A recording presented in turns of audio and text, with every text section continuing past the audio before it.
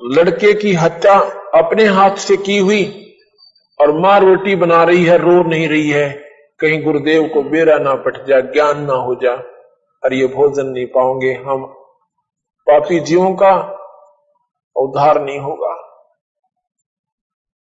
नेकी ने इतना रोटी बनाई, कति नहीं रोई, मन पर सिकन भी नहीं आन दी कि महसूस भी ना हो जा। बनाकर रोटी उसको 3 दौना में, यानी ये मिट्टी के बर्तन होते थे पहले, उनको दौने बोलते थे। जैसे आजकल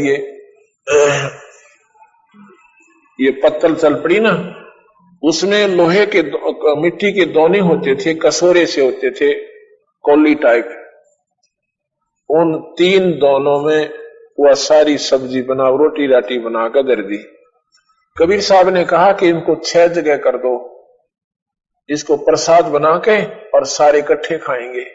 3 वो गुरु शिष्य यानी कबीर साहब और कमाल और फरीद, और 3 वो घर के सदस्य। तो समन कहने लगा, महाराज जी आप खाओ, हम तो बाद में खाएंगे। अगर नहीं भैया, आज इकट्ठा ही भोजन खाना है। नहीं माने तो 5 दौलों में परोस दिया। कबीर साहब कहें इनको 6 में कर दो। अब न्यू कहे कि लड़का नहीं है तो बात बिगड़गी। उन्हें चुप करके 6 में कर दिया और बैठ जाओ तुम भी सामने। वो भी बैठ के, 1 दौना खाली रह गया, वहां व्यक्ति नहीं था। कबीर साहब कहते हैं, आओ सेऊ जी मिलो ये प्रसाद प्रेम, और सिर कटते हैं चोरों के, संता के नितक सेम। सेऊ धड़ पे शीश चढ़ा और बैठा पंगत माही, नहीं गहरा गर्दन के यो ओ सेऊ अकनाही। ओए होए होए, वो धड़, वो शीश उठ कर अपने आप उस सेऊ की धड़ पर लग के और जीवित होकर बच्चा पंगत में आकर बैठ जाता है। उसके निशान भी नहीं था कि गर्दन कटा हुआ कि नहीं। बोल सतगुरुदेव की। बंदी छोड़ कबीर साहिब। तो माता पिता को शक हो गया कि ये सेऊ वही है या कोई और जादू का तो नहीं बन गया। उन्हें गर्दन से वो हटा के कपड़ा देखा, अंदर जाके देखा, वहां पर खून पड़ा हुआ था, लड़के की धड़ और शीश नहीं थी।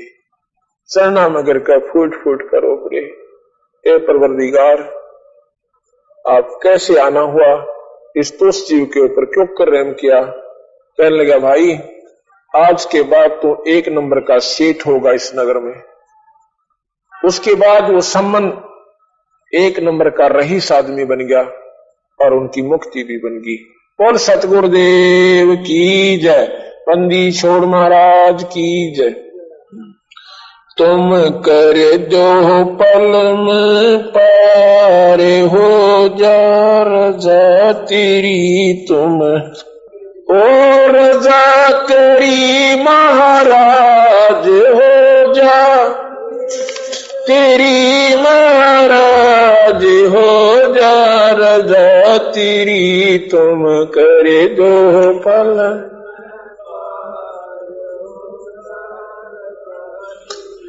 तुम कर जो पल में पार हो जा रजा तेरी, महाराज हो जा मेरा, हो जा रजा तेरी, तुम कर दो पल।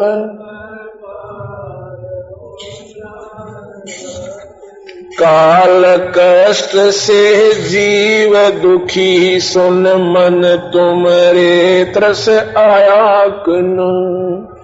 काल कष्ट से जीव दुखी, सुन मन तुमरे तरस आया कुनु। सतलोक को छोड़ के सतगुरु, इस काल लोक में आया कुनु। सतलोक को त्याग कर सतगुरु, इस काल लोक में आया कर। तपत शिला पे जीव जले थे, उनको देख दुख पाया कि न। वहाँ खूब हुई तकरार निरंजन गेल तेरी, वहाँ तकरार निरंजन गेल तेरी, तुम कर दो पल में पार हो जा, तुम कर दो पल में पार हो जा रजा, ओ रजा तेरी महाराज हो जा मेर तेरी, आज जिस पे रजा तेरी, तुम कर दो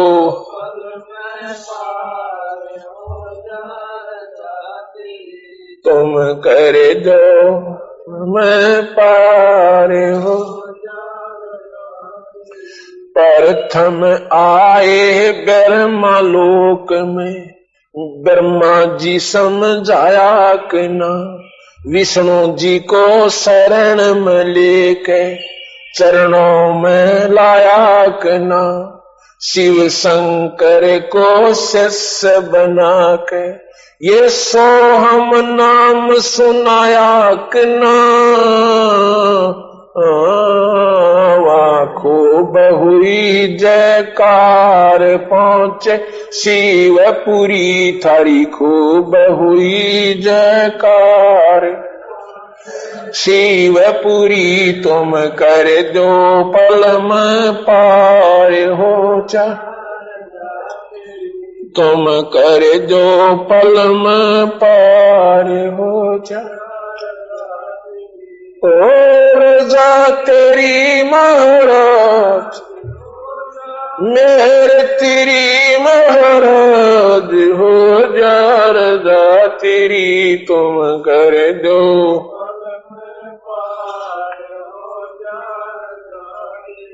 तुम कर दो हो जा रजा। लहर तारा में कमल के फूल पे बालक बने दिखलाया कना, नीरू नीमा गए नानको वहां जुलाहे न पाया कना, काजी आए नाम धरन को नाम कबीर धरवाया कना, तुम पूर्ण ब्रह्म करतार बन गए कबीर हरि, तुम पूर्ण ब्रह्म करतार कबीर हरि, तुम कर दो ओ जा रजा तेरी, तुम कर दो पल में, ओ मेरे तेरी महाराज जिस पे रजा तेरी, तुम कर दो पल में।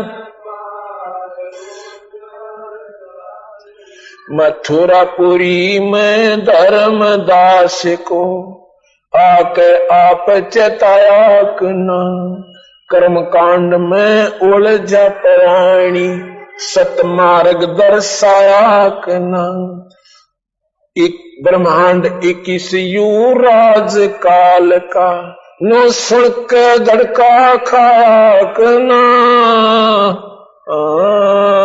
तुमने दे दिया सबद सार गीता दूर धरी, तुमने दे दिया सबद सार गीता दूर धरी, तुम कर दो पल में, तुम कर दो पल में पार हो जा, ओ मेरे तेरी महाराज जिस पे रजा तेरी महाराज हो जा मेरे तेरी, तुम कर दो हो जा रजा तेरी, तुम कर दो पल में पार हो जा। बलख बुखार में संत कैद किए आके आप छुटवाए कना, महला पे ऊंट और महल सरा कही सुन के कर आए कि ना। बंदी हो कैसेज बिछाई तन तीन कोरे खाए कि ना। तुम नर से बन गए नारी ओढ़ा चीर जरी। तुम नर से नार ओढ़ा चीर जरी। तुम कर दो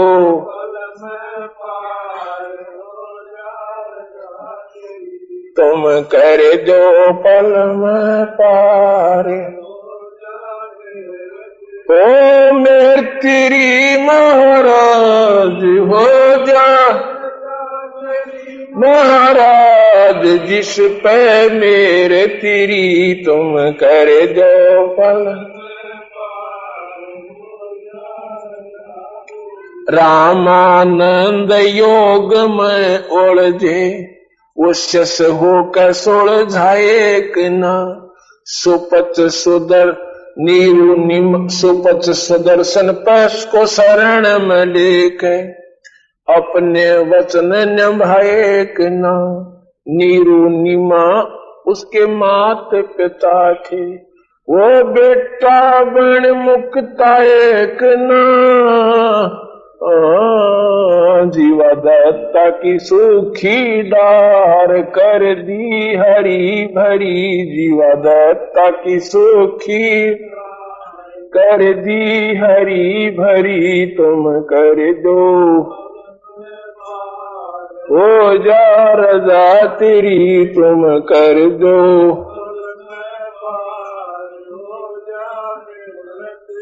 ओ मेहर तेरी महाराज हो जा रजा राज जिस पे रजा तेरी। तुम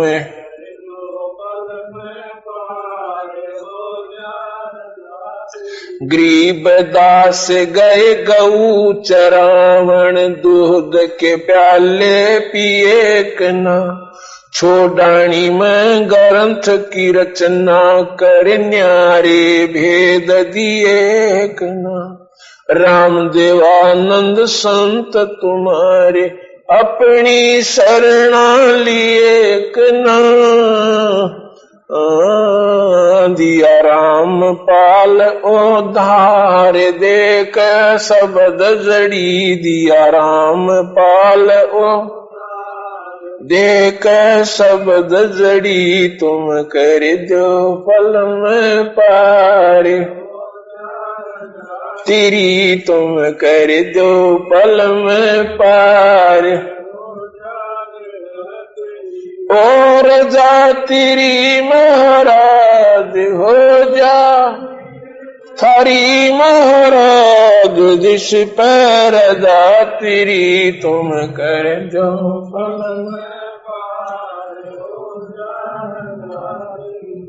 सत साहिब। अब इसमें आपने सुना कि काल कष्ट से जीव दुखी सुन ये मन तुम्हारे तरस आया कि ना। सतलोक ने त्याग के सतगुरु इस काल लोक में आया कि ना।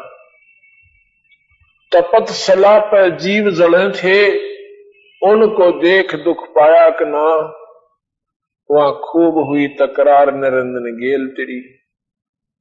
अब आप सुनना ध्यान तो भक्तजनों आपने ज्ञान बहुत सुन रखा है क्योंकि भक्त आत्मा आत्म कल्याण के लिए ये सोचकर के कोई भी संत आता है सत्संग जरूर सुनना चाहिए। बिल्कुल ठीक है। जब तक आप सत्संग में जाते रहिए जब तक सही संत आपको नहीं मिलेगा क्योंकि विचार सुनने से जानकारी होती है और जहां तक आपको ज्ञान होता है वो ज्ञान आपको सहयोग देगा सतगुरु कबीर साहब की इस सत भक्ति की तरफ अग्रसर होने में। बार बार मैं इन बातों को क्यों दोहरा रहा हूं क्योंकि जो मैं बात बता रहा हूं आप नादान बच्चे हो। अभी इस ज्ञान के बारे में आपको कतई ज्ञान नहीं है। आप बिल्कुल अनभिज्ञ हो इस मार्ग में। जैसे छोटा सा बालक होता है ना छोटा सा बच्चा वो पिताजी से पूछता है कि पिताजी या दादाजी ये क्या है? वो बच्चा कहता है बेटा ये माइक है। वो कहता है क्या? ये माइक है। वो फिर कहता है क्या? ये माइक है। वो फिर कहता है क्या? क्योंकि उसको जो पिताजी कह रहे हैं वह बात समझ में नहीं आ रही कि ये माइक है या नहीं है। और जब वो सियाना हो जाएगा एक बारी कहेंगे बेटा ये माइक है, इसको उठा कर ला। वो माइक उठा क्या ला? ये कि माइक है, ये आपने मंगाया था।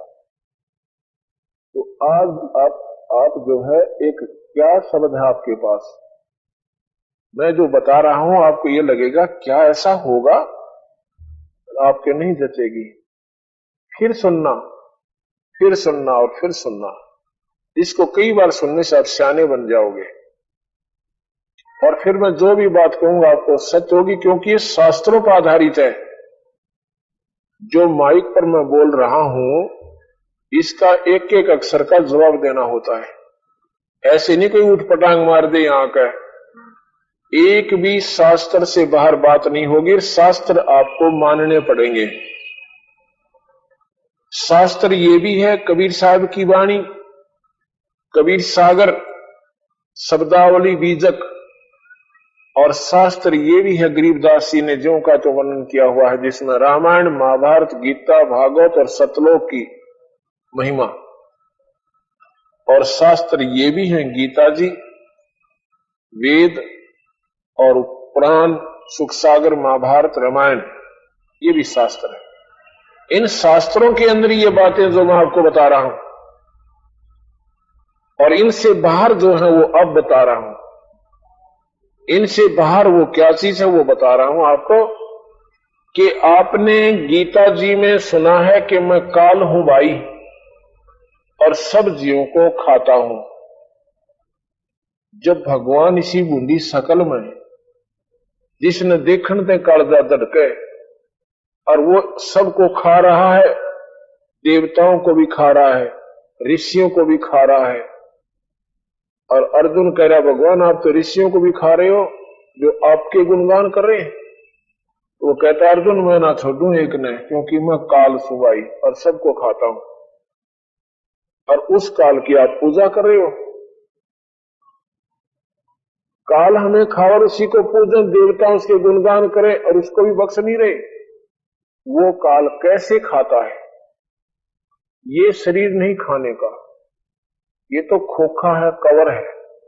इसके अंदर एक सूक्ष्म शरीर है, सूक्ष्म के अंदर एक कारण शरीर है, एक महाकारण शरीर है, उसके अंदर एक कवल्य शरीर भी है, और उसके अंदर ये जीवात्मा का असली स्वरूप है। इस काल नरेंद्र ने, जो ब्रह्मा विष्णु महेश के पिता हैं, सनातन भगवान जिसे कहते हैं, ब्रह्म जिसे कहते हैं, इसने क्या कर रखा है? इस काल ने इस जीव का असली स्वरूप खत्म कर रखा है। इसके ऊपर ये कवर चढ़ा दिए।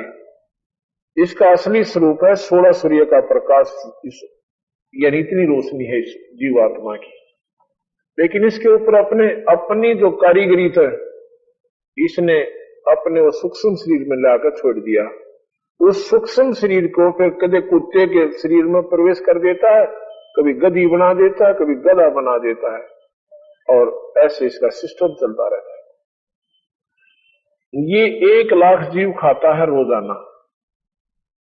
एक भक्त ने प्रश्न किया कि महाराज जी हमने ये नहीं बात समझ में आई कि जीव तो अमर बचाते हैं, वो मरता नहीं, ये खाता कैसे है? हाँ कैसे खाता, बिल्कुल सही है, जीव अमर है, ये मरता नहीं।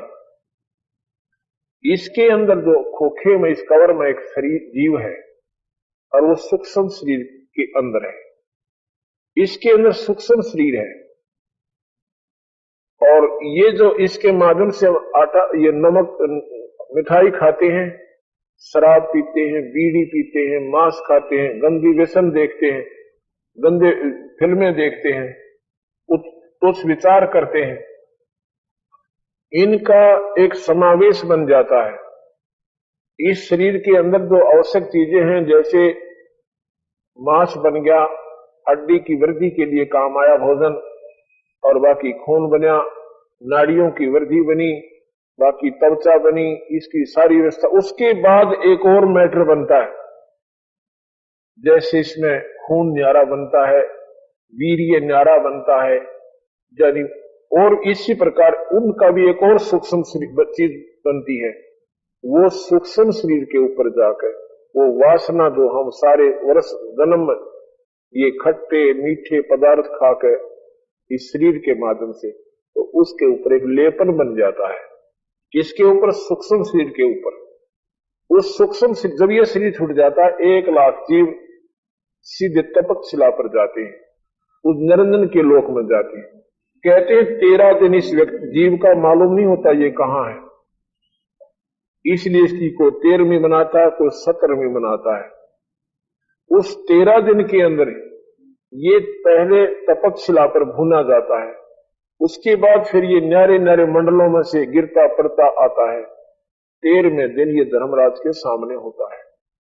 13वें दिन धर्मराज के सामने अपने कर्मों के लेखे जोखे को करा के अपने कर्म आधार पर ये नई दुनी को चारी पकड़ जाता है। उस दिन इसकी 13वीं मनाई जाती है। ये वहां पर तपकशिला पर डाल दिया जाता है। वो पत्थर की टुकड़ी सबते गर्म रहती है, इतनी टेम्परेचर वहां पर बहुत ज्यादा दिया जाता है ताकि उसके ऊपर लगी हुई वासनाओं को, उस मल को निकाल दिया जाए। ये वहां तड़प तड़प कर बेहोश हो जाता है।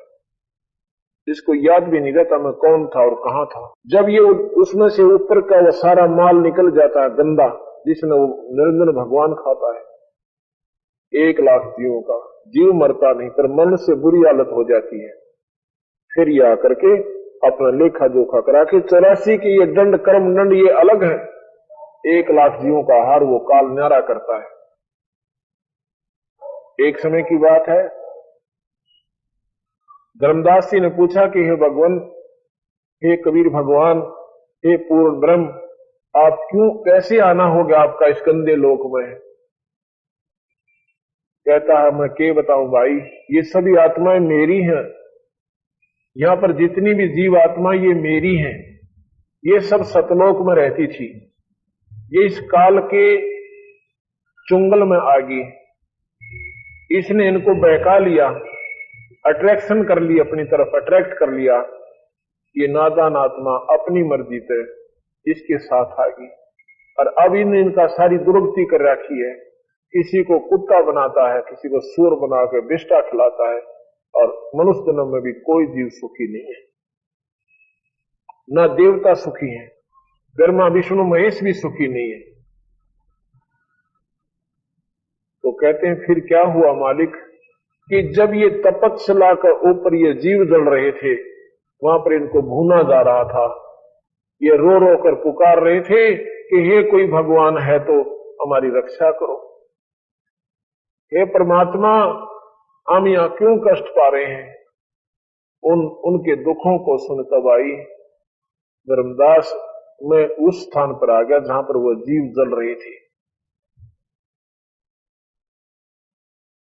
जब मैं तपस्या के सामने खड़ा हुआ तो उन जीवों की जलन बंद होगी, जो वो जल रहे थे उनको पीड़ा थी, पीड़ा बंद होगी और शांत होकर बैठ गए। और जब सामने मुझे देखा तो चरणों में प्रणाम करते हैं, कहते हैं हे भगवान आप कौन हो? कि मैं भगवान हूं भाई, मैं परमात्मा हूं, मैं पूर्ण ब्रह्म हूं। कहते हैं भगवान फिर हम यहां कौन से कर्म का दंड भोग रहे हैं? कहा कि ये बिना कर्म का दंड है तुम्हें, ये बिना कर्म का दंड है। वो क्यों मालिक? कि तुम जिस भगवान की पूजा कर रहे थे उस काल की, जो गीता में कहता मैं काल हूं सबको खाऊंगा, उस काल ने तुम्हें यहां डाल रखा है, अपना 1,00,000 जीवों का ये आहार प्रतिदिन करता है। उसमें पंडित लोग भी थे जो वेदों के ज्ञाता थे, वहां पर देवता लोग भी थे, उसमें लिख रखा देवताओं को भी खा रहा है तो वो देवता भी थे, वह ऋषि भी थे, क्योंकि देवता भी मरते हैं, देवता भी मरते हैं, उनका शरीर छूट जाता है, फिर उनको भी वहां भूलना जाता है एक बार, यहां से भी जाते हैं। ये सब मिलाकर के 1,00,000 की रोज कोटा पूरा कर लेता है वो कालबली, जो ब्रह्मा विष्णु महेश का पिताजी है, जिसको सनातन भगवान कहते हैं। तो जी वहां जब मैं वहां पर आकर खड़ा हुआ तो मुझे मेरे चरणों में गिर जाते हैं, भगवान हमने बचा लो। वो कहता है कि जब मैं मृत मंडल में जाता हूं और तुम्हें कहता हूं कि तुम ये साधना कर रहे हो, ये तुम्हें हानिकारक होगी, तुम काल की पूजा कर रहे हो, चाहे तुम ब्रह्मा की कर रहे हो, चाहे विष्णु की कर रहे हो, चाहे माता की कर रहे हो, चाहे शिव की कर रहे हो, ये काल की पूजा है। क्योंकि ये काल के नीचे हैं, ये काल के अंतर्गत आते हैं। इनकी पूजा करने से आप काल से बाहर नहीं हो सकते। ठीक है, इनकी पूजा से जितनी राहत होगी ये दे देंगे, आपको स्वर्ग भी दे देंगे, गुरु जैसी मुक्ति भी कर देंगे, लेकिन आपका छुटकारा पूर्ण होगा तो मेरी शरण में होगा। लेकिन उस समय तुम मानते नहीं मेरी बातों को, तुम वकील बन जाते हो, इन शास्त्रों के ऊपर आरूढ़ होकर के हमारी बातों को नहीं सुनते। अब तुम्हें बेड़ा पट गया, ज्ञान हो गया, तो वो सभी कहते हैं भगवान हमने बचा लो, अब तो हमारे से गलती बन गई, तो परमात्मा हमारी रक्षा करो। कहने लगा ऐसे नहीं कर सकता, मैं वचनबद्ध हो चुका हूं इस काल के सामने, और तुम अपनी मर्जी से धोखा खाकर इसके साथ आए थे। एक काम करना, जब तुम मृत मंडल में जाओ और किसी भाग्यवान को मनुष्य शरीर प्राप्त हो जाए, बहन या भाई का, स्त्री या पुरुष को, उस समय मेरा कोई नुमाइंदा संत ये ऊट पटांग बात बताता हुआ कहीं मिल जाना तो ना, उससे लाभ जाके नाम ले लेना। नाम लेने के बाद फिर मैं जानो और यो काल जाने, तुम्हारे पास वो काल आ नहीं सकता। और फिर तुम्हें ये तपस्या पर नहीं आना पड़ेगा जिसने मेरा नाम ले लिया, आपको 84 में नहीं जाना पड़ेगा, आपका मनुष्य शरीर होता रहेगा जब तक यहां से पार नहीं होगे। तो बोले जब तुम जाए धरो जग देहा, जब तुम जाए धरो जग नर देहा, तब तुम करना मेरे शब्द स्नेहा। तब मेरे इस नाम के शब्द के ऊपर जो गुरु जी हमारा नुमाइंदा संत देव है, उस पर विश्वास कर लेना, उससे प्यार कर लेना, नाम से लग जाना, फिर मैं जानू और यू काल जाने, ये काल तुम्हारे नजदीक नहीं आएगा। तो उसमें कहते भगवान अब हम क्या करें, अब तो तुम भाई ये खाएगा तुम्हें। इतने में वो काल निरंजन, वो बूंदी सकल का जो गीता में दिखावा समय विराट रूप, वो असली रूप में वहां रहता है। और गीता में लिखा अर्जुन, इस रूप को मेरे को कोई नहीं देख सकता, ना वेदों की साधना से, ना यज्ञों से, ना कोई जप से, ना तप से, अर्थात किसी भी प्रकार से इस रूप को जो मैंने आज तुझे दिखा दिया, इसको कोई नहीं देख सकता। किसी साधना से भी मेरे पास नहीं आ सकती, इसलिए उसको निराकार मान लिया। क्योंकि वहां ना ब्रह्मा जा सके, ना विष्णु जा सके, ना कोई साधना से उसके पास जा सकता, क्योंकि उसने बीच में ऐसा एक भयंकर एक लपटे छोड़ रखी है। 97 टाइम 97 बार भगवान शिव जी ने, शंकर जी ने चेष्टा की अपने समाधि ऊपर चढ़ाने की, लेकिन वो प्रथम सुन में, द्वितीय तीसरी सुन से वापस आ जाता है। इस काल का तीसरी सुन से ऊपरले सिरे पे इसका अपना लोक है। 97 बार शिव शंकर ध्याया माने योग मेडिटेशन किया इसने 97 टाइम, और भाई इस निरंजन का वो पार नहीं पाया, निरंजन तक भी नहीं पहुंच पाई। इतने में जब वो आता है, उसको देखकर सब भयभीत हो जाती है, कहने लगे भाई यूं है उतारा भगवान जिसने तुम पूजा करते और जिसको तुम कहते थे और गीता में पढ़ा करते, अब तुम्हें तुम्हारा माल खाने आया था, पर इसने मेरी शक्ति से तुम यहां बैठे हो, इससे पहले तुम यहां से जा चुके होते। इसके पास में ऑटोमेटिक रिमोट कंट्रोल है, वहीं से दबा देता है और तुम यहां से उछल जाते, तुम जाकर के वहां गिर जाते, ये बाद में इस माल में खाता आके। लेकिन ये मैं यहां बैठा हूं, इसकी सिद्धि फेल है, इसने अपनी तरफ से जो रिमोट दबा दिया वहां से, तो उन्हें सोचा तुम जा चुके हो, लेकिन मैं तुम्हें दिखाना चाहता था कि ये तुम्हारा भगवान से निराकार कहते हो। अब उनके वो जीव देख रहे हैं और निरंजन कबीर साहब के ऊपर टूट के पड़ता है कि तू मेरे लोक में क्यों आ गया। कबीर साहब को मारना चाहता है कि परमात्मा थी ये पूर्ण ब्रह्म, अपनी शब्द की शक्ति से इसको मूर्छित कर दिया। जैसे पक्षी की पांख कट जाती है, पंख वो पड़ा तड़फ रहा होता है, ऐसे काल विवश होकर और कबीर साहब के चरणों में गिर जाता है। फिर माफी मांग लेता है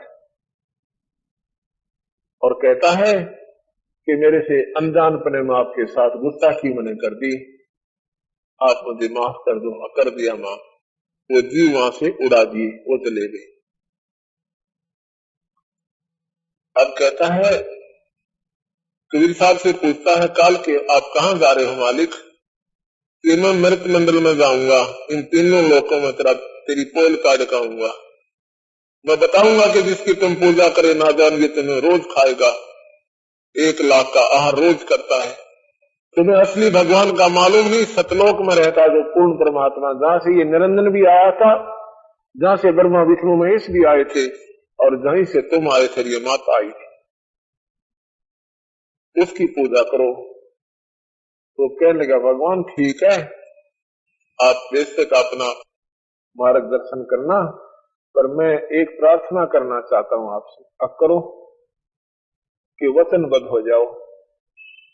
मेरे इस ब्रह्मांड में कुछ त्रुटि रह गई है, वो पूरी करवानी साहब। अकबोल क्या मांगता है कि 3 युगों में जीव थोड़े ले जाना। कहा कबीर साहब ने कि मैं अपना नाम सतनाम देकर और सार नाम देकर इन जीवों को वापस ले जाऊंगा, अपना ज्ञान देकर। कहने लगे भगवान अपना ज्ञान देकर ले जाना, जबरदस्ती मत करना। आप अपना ज्ञान देना, मैं अपना ज्ञान दूंगा। आपके ज्ञान को स्वीकार कर लें वो आपके, और जो मेरी साधना पारूढ़ है वो मेरे। उनको मैं खाता रहूंगा, पैदा करता रहूंगा, मारता रहूंगा, कुत्ते गधे बनाता रहूंगा। और जो आपके ज्ञान को सुनकर और आपके शरण में आगे वो हमसे न्यारे हो जाएंगे, उनको मैं कुछ नहीं कहूंगा। अच्छा, और 3 युगों में जीव कम ले जाना मालिक, सतयुग त्रेता द्वापर माही, और तीनों युग जीव छोड़े जाए। चौथा युग जब कलयुग आवे, तब शरण जीव हो जावे। चौथे युग में कितने जीव ले जाना भगवान? अच्छा भाई चलो, और क्या चाहता है कि मेरा जो अंश अवतार है, मेरा विष्णु अवतार जो है रामचंद्र बनकर जाएगा, उसकी सीता उठेगी पत्नी, और समुद्र पर पुल नहीं बनेगा, आप वो पुल बनवाना, ये कृपा करना। अच्छा भाई। फिर क्या दूसरा क्या मांगा कि एक मेरा अंश अवतार है कृष्ण, वो एक मंदिर बनवाना चाहोगा जगन्नाथ के नाम से। उस मंदिर को समुद्र नहीं बनने देगा, वो तोड़ा करेगा उसको। आप भेजूंगा। काल बोला उनके पास कुछ सिद्धियां होंगी, उनके बोलने की शैली बहुत अच्छी होगी, और वही इन्हीं शास्त्रों का वो प्रचार किया करेंगे। और आप जाओ, आपका कोई हंस जागा ना, उससे पहले 12 संत इसे भेज दूंगा इस पृथ्वी मंडल पर, हर मजहब में, कि वो अपने अपने पंथ को मेरी ही गुणगान गाकर और पूर्ण रूप से वो प्रफुल्लित करे पाओगे। आपका संत जाएगा जब आपके संत की कोई सुनेगा को नहीं। कहते हैं 12 पंथ 12 यम संसार पठाऊं, तुम्हारा नाम ले पंथ चलाऊं, और 12 पंथ नाम जो ले ही, हमरे मुख वो अंश में ही। प्रथम अंश हमारा जाई, पीछे अंश तुम्हारा आई। कबीर साहब कहने लगा भाई ठीक है, तू अपनी चाल चल ले, मैं अपनी चलूंगा। तो वहां से कबीर साहब चलकर कहां आ जाते हैं? ब्रह्मा के पास गए। ब्रह्मा जी से कहा, ब्रह्मा तू वेद पढ़ते हो? अखा खूब पढ़ता हूं। इसमें क्या लिखा है कि एक निराकार भगवान है। ये निराकार ही भगवान विष्णु है। उसी को विष्णु भी कहते हैं, क्योंकि विष्णु पालन करता होता है। विष्णु पालन करता को विष्णु कहते हैं। विष्णु निरंजन भी है, विष्णु उसका पुत्र भी है, जैसे होम मिनिस्टर सेंटर में भी होता है, होम मिनिस्टर राज्य में भी होता है। और ये विष्णु जो है ये निराकार शक्ति है और वो ओम मंत्र उसका जाप है। इसके जाप से उसके गुण हमारे अंदर आ जाते हैं, वो प्राप्त नहीं होता। क्योंकि ब्रह्मा ने 4 युग तक समाधि लगाई थी, फिर भी उस निरंजन के दर्शन नहीं हुए थे। तो कबीर साहब ने कहा ये निराकार भगवान है ना, जिसे तुम निरंकार कहते हो, यही काल है। ये आकार में अपने निरंजन लोक में रहता है, 1 लाख जीवों का रोज आहार करता है। और तुम जो पूजा करा बता रहे हो, ये पूजा निरंजन ब्रह्म तक की है। मैं तुम्हें परब्रह्म और पूर्ण ब्रह्म की पूजा और बताता हूं, तुम ये भी करना और ये भी करना। अच्छा जी, हमें मंजूर है। ब्रह्मा को कबीर साहब ने नाम दिया। आप ये सोचो कि कबीर साहब तो अभी 600 वर्ष पूर्व थे और ब्रह्मा तो बहुत आदि अनादि है। कबीर साहब 4 युग में आए हैं। सतयुग में सत्सुकृत नाम था, त्रेता में मुनिंदर नाम से, द्वापर में करुणा में नाम से, और अब कबीर नाम से आए हुए हैं, आए थे। तो ब्रह्मा ने उनकी बात को स्वीकार किया। वेदों के यजुर्वेद के 5वें अध्याय का 32वां श्लोक है। 5वें अध्याय का 32वां श्लोक है। उसमें के लिख रखा है कि जिस परमात्मा से, अब चक्कर क्या पड़ रहा है कि ना तो हमने वेद पढ़ दिए किसी ने, ना तो ये शास्त्र आए, ये सारे थे संस्कृत में। अब जिसने जैसे भी हमें बता दिया उसी तरह हम इंडिया संस्कृत अपन आया नहीं करती कि हमारे पूर्वज पढ़े लिखे नहीं थे।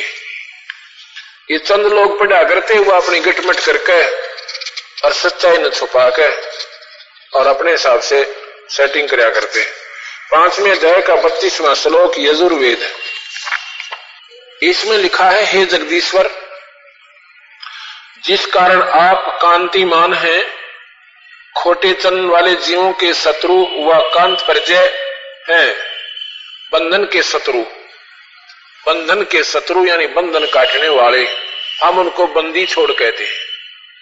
बंदी छोड़ जो बंधन छुटवा दे, यानी बंधनों ने काट दे। इस काल ने अपने बंधन ला रखे, काम क्रोध मोह लोभ अहंकार रूपी 5 रस्से बांध रखे। ये लोहे के रस्से बांध रखे और दिखाई नहीं देते।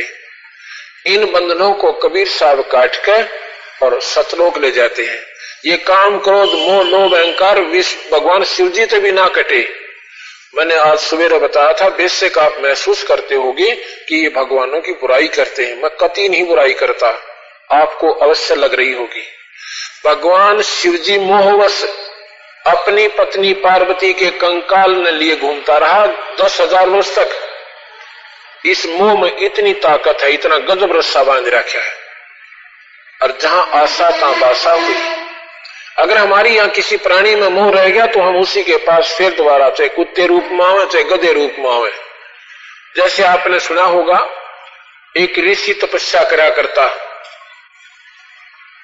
वो वृक्ष के नीचे एक हिरणी किसी शिकारी के डर से भागी जा रही थी, उसके सामने एक बच्चा पैदा करेगी और आप भागी। वो जो ऋषि बैठा था उसके मन में दया आ गई, उसने वो हिरण पाल लिया और उसका उसमें मुंह बन गया। एक दिन वो हिरण का बच्चा 2 दिन आया को नहीं, उसने रोटी भी नहीं खाई, उसमें इतनी ममता बन गई। तीसरे दिन आया तो छाती से लगाए रखा। हफ्ते बाद उसके प्राणांत हो गए। वो ऋषि मर गया तो उसके बाद उसकी आशा रह गई उस हिरण के बच्चे में।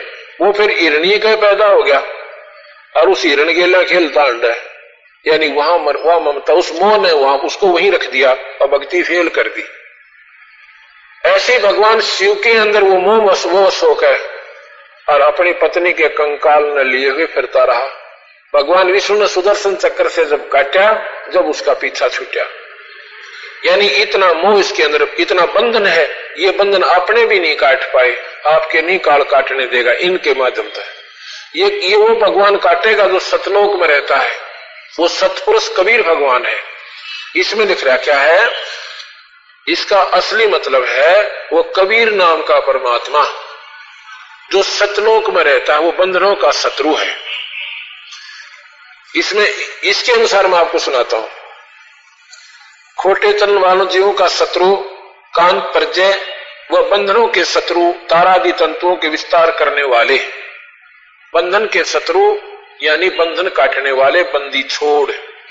बंदी छोड़ हमारे कौन है? कबीर भगवान, सतपुरुष, पूर्ण ब्रह्म करने वाले हैं, विस्तार करने वाले हैं, प्रशंसनीय, सेवा युक्त, स्वयं शुद्ध है, सबको शोधने वाले, अच्छे प्रकार प्रकाशमान है, पदार्थों को अति सूक्ष्म, पवित्र और सभा में कल्याण करने वाले हैं, जैसे हर्षित और दूसरे के पदार्थ हर लेने वालों को मारने वाले हैं, जैसे होम के द्रव्यों को यथायोग्य व्यवहार में लाने वाले और सुख दुख को सहन करने और कराने वाले हैं, जैसे अंतरिक्ष को प्रकाश करने वाले और सतधाम युक्त हैं। वो बंदी छोड़ बंधनों के शत्रु उस सतधाम में रहते हैं, सतलोक में रहते हैं। ये यजुर्वेद बता रहा है। यजुर्वेद, इसमें 5वें अध्याय का 32वां श्लोक अगर किसी ने सरलाच कर रखा हो तो आप पढ़ लेना वहां पर। इसमें लिखा है कि वो सतधाम युक्त है, यानी वो सतलोक में रहता है। वो भगवान, वो पूर्ण परमात्मा है, सतधाम युक्त है। वैसे उत्तम गुण के प्रसिद्ध आप सब मनुष्यों के उपासना करने योग्य हैं।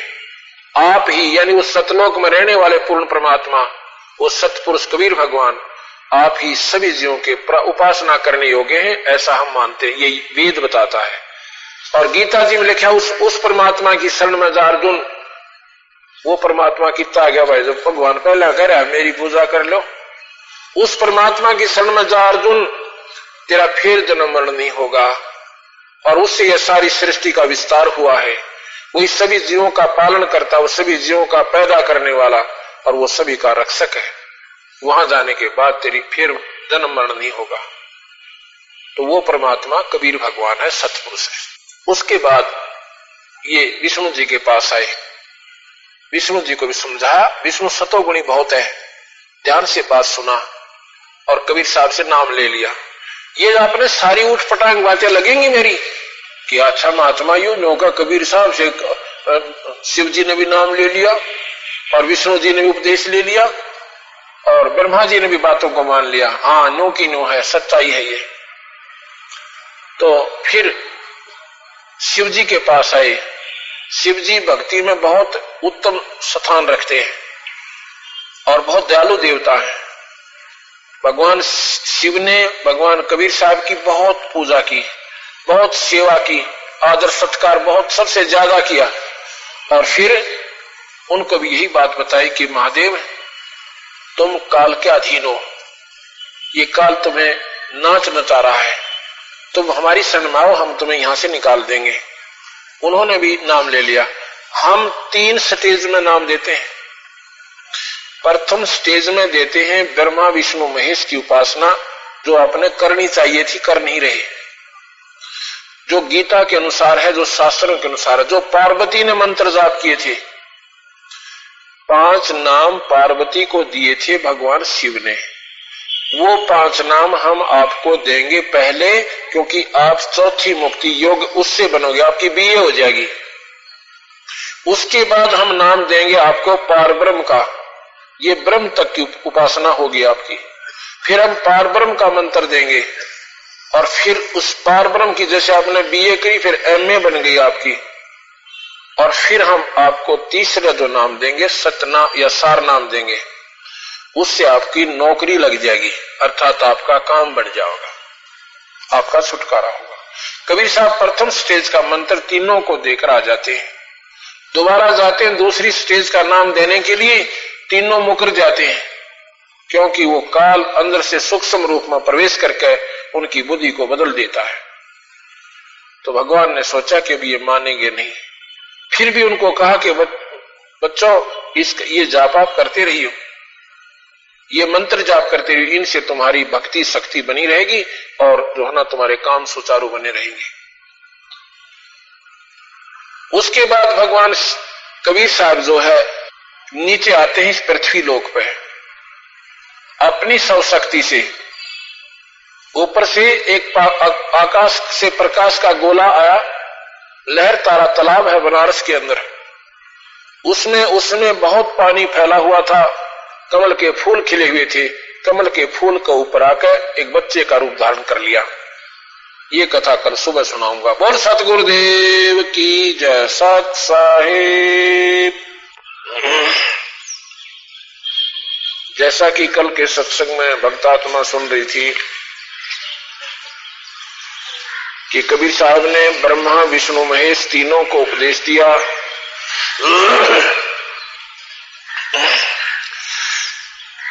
गरीबदास जी महाराज कहते हैं, हम बैरागी ब्रह्म पद सन्यासी महादेव और सोहम मंत्र दिया शिव जी को, वो करे हमारी सेव। कबीर साहब ने शिव भगवान को सोहम मंत्र दे रखा है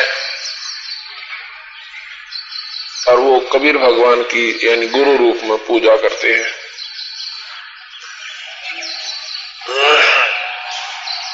जब कबीर साहब ने देखा कि ये ब्रह्मा विष्णु महेश तो काल ने फिर दोबारा अपने प्रभुता में ले लिए, क्योंकि जैसे आप सत्संग सुनकर जाते हैं, प्रथम बार कोई भक्त आत्मा आती है, उसमें अवश्य कबीर साहब के बारे में एक विशेष कसक उत्पन्न होती है और ये ज्ञान काफी सत्य नजर आता है। घर जाते ही वो विचार बदलने शुरू हो जाते हैं, क्योंकि वहां पर वो काल निरंजन के प्रभाव उस मूल ज्ञान को समाप्त करके अपना स्थान बनाए रखता है। ऐसे ही उनके साथ हुआ। जब सतगुरु ने यथार्थता बताई, उस समय सतगुरु वहां पर थे, काल नहीं था, तो जो बताई बातें कबीर भगवान ने वो सारी की सारी ब्रह्मा विष्णु में इसको तीनों को अच्छी लगी और सत्य नजर आई।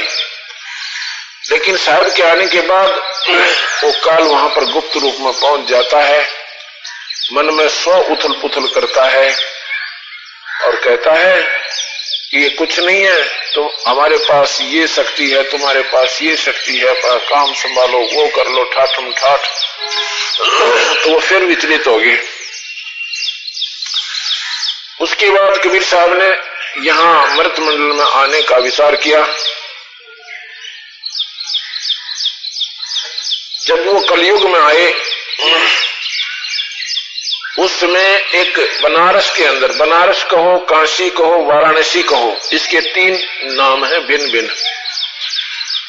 बनारस, वाराणसी और काशी, ये 3 नाम एक ही शहर के हैं।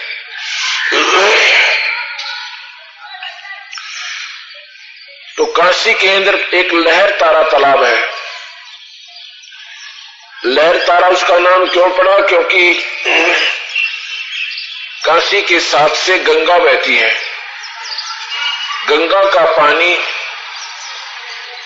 जब वो फुल होकर चला करती है 2-3 महीने, वो लहरों के द्वारा उछल उछल कर, वो तरंगों के द्वारा उछल कर वो पटड़ी पार करके वहां एक लंबा चौड़ा क्षेत्र पानी से झील सी थी, वो भर जाता था। तारा उस क्षेत्र का नाम था, उस झील का, तो लहर तारा नाम से वो प्रसिद्ध हो गया। उसमें गंगा का निर्मल स्वच्छ जल भरा रहता था। उसी काशी के अंदर एक गौरी शंकर और सरस्वती नाम के पति पत्नी रहते थे, ब्राह्मण जाति से थे। वो भगवान शिव के बहुत उपासक थे और निस्वार्थ प्रचार किया करते थे। अन्य जो वहां के विद्वान ब्राह्मण पुरुष थे, वो लोगों को स्वार्थवश अपना उल्लू सीधा किया करते थे। वो अपनी निष्काम भाव से, निस्वार्थ भाव से कथाएं किया करते थे भगवान की। काफी चर्चा के विषय बन गए थे। मुसलमानों को तो वैसे ही अच्छा नहीं लगता था, क्योंकि हमने नादानी के कारण हिंदू और मुसलमान के बीच में एक बहुत गहरी खाई बना रखी है, अज्ञानता के कारण बना रखी है। हिंदू मुस्लिम कोई नारे नहीं है, हिंदू कोई बाहर से ऊपर से नहीं आगे, वही पूर्वज सबके पीछे एक ही थे। तो मुसलमानों तो वैसे ही उनसे चिढ़ते थे और उस समय के वहां के जो ब्राह्मण लोग थे वो भी उनसे अच्छा व्यवहार नहीं रखते थे। इस बात का फायदा मुसलमानों ने उठाया कि इनके साथ ये पंडित लोग भी नहीं है और ये बात बहुत बनाते हैं, अपने धर्म का ज्यादा प्रचार करते हैं। उनको जबरदस्ती मुसलमान बना दिया। कैसे बना दिया कि मुसलमानों ने अपना पानी लाकर उनके सारे घर में छिड़क दिया, उनके बर्तनों में घेर दिया, उनके मुंह पर मार दिया और पिला भी दिया जबरदस्ती पकड़ कर मुंह, क्योंकि वह तगड़े की चौगर देगा ठाड हुआ कर। तो इस बात का चाहिए तो था उन पंडित लोगों ने, हिंदुओं ने ये कहना कि भाई जबरदस्ती की गई है, तुम्हारी इच्छा नहीं थी और कोई बात नहीं, आप हमारे भाई हैं और फिर डालो गंगा में, क्या फर्क पड़ा, ऐसा पानी छिड़क, पानी तो एक ही जैसा था। लेकिन ऐसा नहीं किया, उन्होंने बहिष्कार कर दिया कि तुम मुसलमान बन गए, आज से हम तुमको अपने भाईचारा से बाहर करते हैं, अपनी जाति से भिन्न करते हैं और गंगा में स्नान करना भी बंद करते हैं। आप गंगा में स्नान नहीं करोगे, गंगा केवल हिंदुओं के लिए है, मुसलमानों के लिए नहीं है।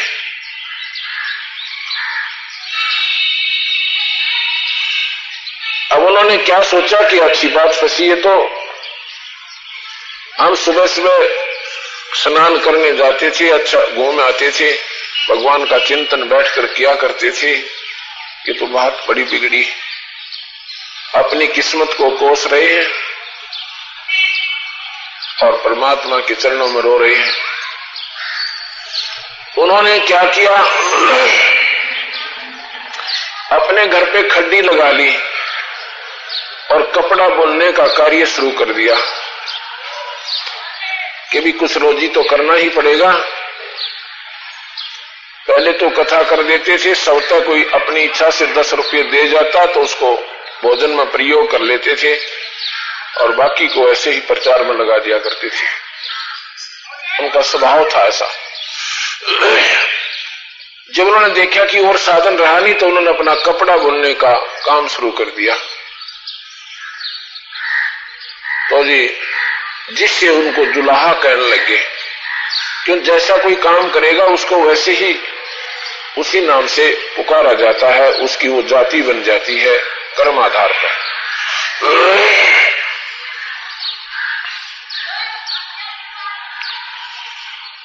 उन्होंने सुबह सुबह स्नान करना और भगवान का चिंतन करना नहीं छोड़ा था। उसके लिए उन्होंने सोचा कि गंगा में स्नान कराना हमारा वर्जित हो गया है। उसके लिए उन्होंने वो लहर तारा तालाब सिलेक्ट किया जो कि उनकी झोंपड़ी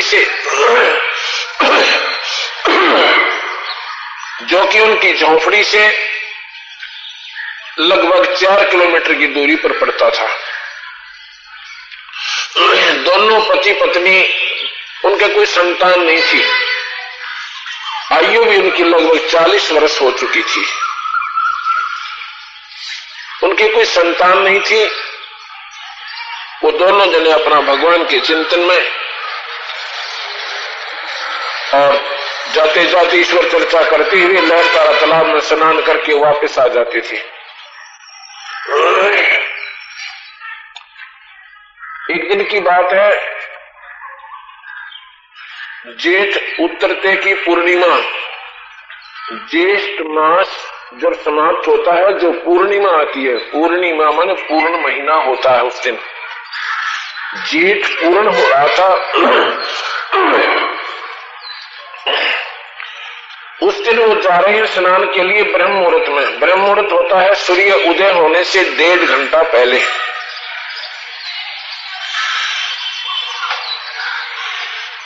तो जब वो चले हैं और थोड़ा जल्दी चले तो वहां जाकर वह पहुंचते हैं, रास्ते में बातें कर रही है, उनका नाम नीरू और नीमा रख दिया। उनका मूल नाम गौरी शंकर और सरस्वती था, फिर उनका नाम नीरू और नीमा रख दिया। नीमा कहती जा रही है कि हमारे भाग्य में भगवान ने ये क्या किया, हम कैसे अभागी हैं, हमारे लोग दर्शन भी करना नहीं चाहते। कहते हैं तुम निसंतान हो और सुबह सुबह हमें दिखाई ना दिया करो, तुम्हारे दर्शन भी अशुभ है। ये हमारे समाज में एक ऐसी बुरी बीमारी यानी बुराई घर कर चुकी है कि लोग कहेंगे कि तो बेऔलादा है, इसका सुबह सुबह दर्शन ना करिए। अब उन औलाद वाला ने के चाटा बाल के गड़े और भाई फिर उनकी ब्रेन माटी हो है कि उनकी कुमत उनको उनके बच्चों द्वारा कटवाया करे से। ऐसा नहीं होना चाहिए, बल्कि हमारी सिंपैथी होनी चाहिए उस व्यक्ति के साथ। उसको कहना चाहिए कोई बात ना भाई, भगवान के घर में जैसा भी उसकी व्यवस्था है हमने ऐसे ही रहना चाहिए। जिनके संतान है वो कौन से विमान में बैठ कर जाएंगे या कोई ज्यादा सुखी हो जाएंगे। या तो ऐसी बीमारी है जिसका संतान नहीं है वो दुखी, और जिसका संतान से वो महादुखी। एक समय की बात है, एक बुजुर्ग अपनी आंखें देखी बात बताओ। ऐसे ही किसी कोई हमारा दोस्त था यानी, और उसका वो रिश्तेदार पड़ा था। जब हमने ये नाम ले ही लिया था, और कभी ऐसे ही कोई सत्संग होता था कहीं कहीं, उसमें हम चले जाते थे। वो कहने लगा एक बार वहां होकर चलेंगे, हमारा रिश्तेदार है उसके वहां घर होके चलेंगे, उसको अधरंग मार गया है। रास्ते में ही पड़ा था, हम स्कूटर ले रखा था, वहां चलो उधर से निकल लेंगे। हम गए तो वहां पंचायत हो रही, और वो बूढ़ा बोलिया जाको ने माड़ा माड़ा सा न्योका, अब देखो रो मेरी रोटी भी भारा होगी भी न, 4 लड़के उसके, आज मेरी रोटी भी भारा होगी न। इनका जो है ना 4 किले थे, मैंने 16 किले बनाए, मेरे हाथ काले कर लिए, दिन रात लगा रहा। और इनकी इतने ठाठ से शादी करी। वो क्या था कि वो बूढ़ा जो है पहले बर्थडे के मारा है, तो 1 महीने में वो बर्थडे वाले भी छिक लिए। कहने लगे भाई मेरे मारे बस का कोई ना, अब मारे थी के न्यारा दे रखा पिताजिया ने, भाई बाटा बाटा करो 1 महीने इसकी सेवा। तो बाटा बाटा महीना महीना सेवा शुरू कर दी, तो महीने में भी छिक लिए। यानी उसकी कोई संभाल नहीं, बने 2-2 दिन नहाए हो जा, टट्टी माए पड़ी रहे उसकी, साफ करें को नहीं। आखिर में पंचायत हुई गांव की, उन्होंने फैसला किया भाई या तो इसने संभाल लो और नहीं इसका तरीका ढूंढे। अगर तुम ढूंढ लो इसका तरीका, क्यों ढूंढोगे कि इसके जन्मे जो है ना तारा 16 किले हैं, इस बूढ़े के से 3-3.5 किले हाउस, हम उसको देंगे जो इसकी सेवा करेगा।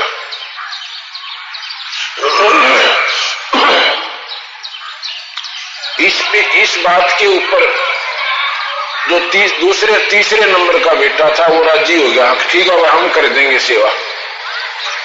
उन 3.5 किले के लालच में पिताजी की सेवा स्वीकार की गई। 6 महीने में उनने भी हाथ जोड़ लिए कि इन किलिया ने भी किसी ने दे दो और मारे उसका कोई ना। उस समय उनके रिश्तेदार भी आए हुए थे और वो भी बुला रखा था साथ में, जो मेरे साथ जिसने जाना था।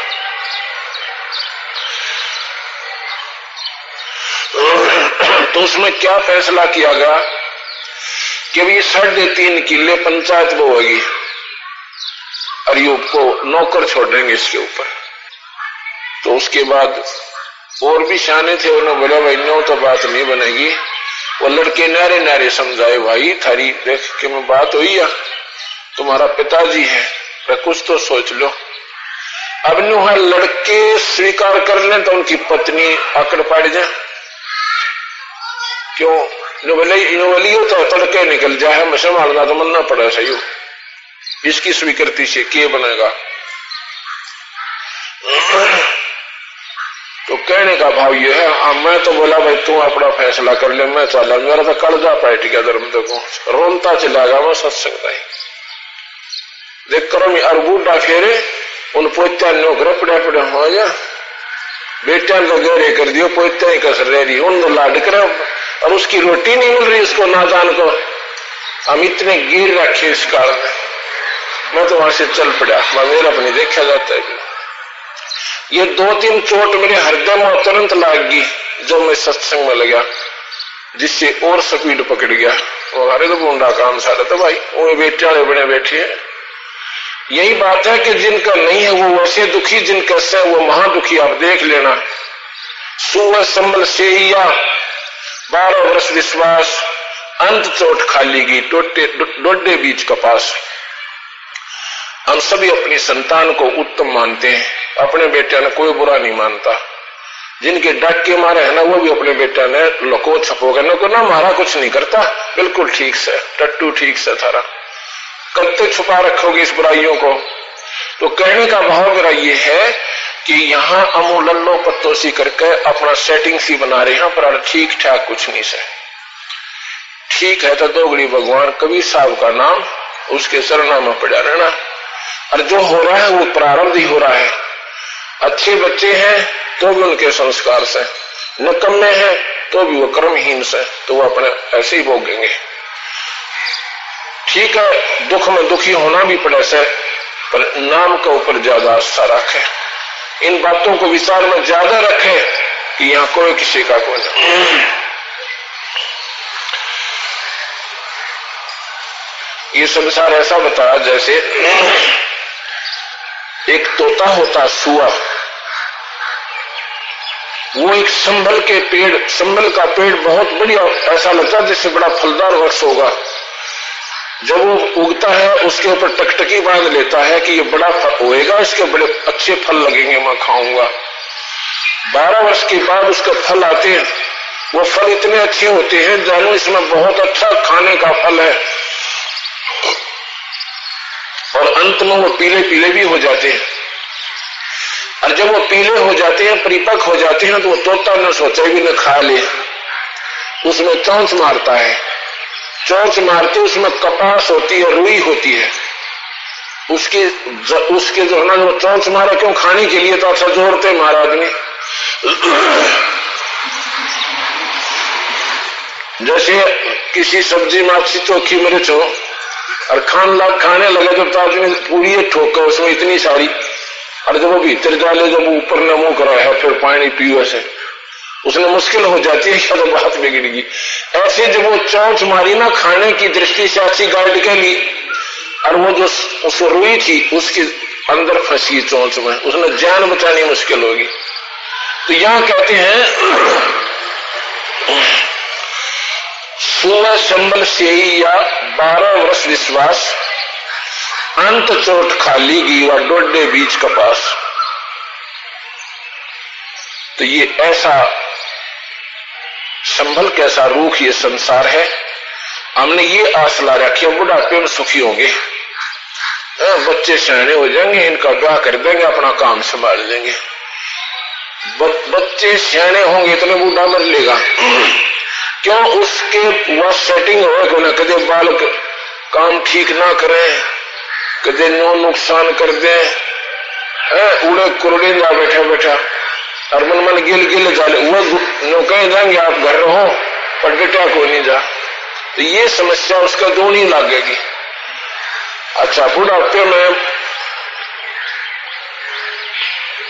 विशेषकर गांव में जो है ना, बूढ़ा की ड्यूटी लगा रहा पाली जाने की, और बूढ़िया की लगा रहा पोते पोती खिलाने की।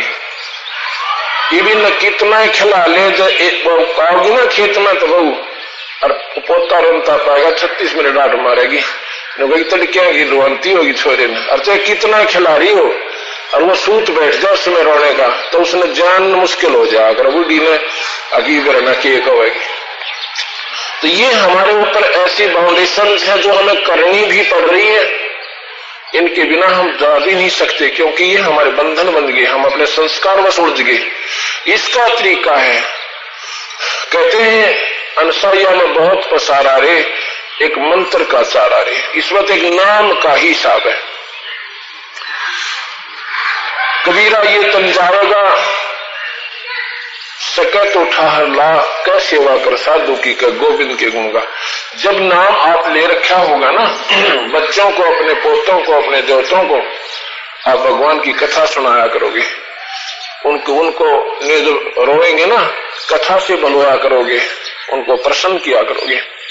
और जब वो सो जाया करेगा अपना नाम जपया